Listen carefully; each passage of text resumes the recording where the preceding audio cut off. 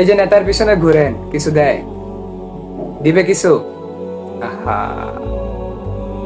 গভীর রাতে উঠে যদি নেতার কাছে যান, গিয়ে বলেন যে নেতা সাহেব, রাত্রিবেলা আমি তো আপনার কাজ করি, আপনার পিছনে পিছনে ঘুরি, আপনার সমাবেশ সংগঠন সবকিছু আমি দেখাশোনা করি, আপনার বলতে গেলে যে আপনার ডান হাত আমি, আমাকে এই সময় কিছু টাকার প্রয়োজন, আমার মা, আমার স্ত্রী বা আমার কেউ আত্মীয় স্বজন কেউ হসপিটালে, ইমিডিয়েটলি আমাকে 5 লাখ টাকা লাগবে, দিবে?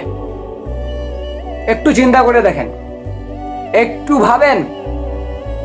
ওই নেতার পিছনে না ঘুরে যদি আপনার সময়টা আপনি আল্লাহ তাআলার কাছে ব্যয় করেন, শুধু হাত তুলবেন যে আল্লাহ আমার এটা প্রয়োজন, কোনো না কোনো একদিক থেকে আল্লাহ তাআলা আপনার সমস্যা সমাধান করে দিয়ে দিবেন। সুবহানাল্লাহ।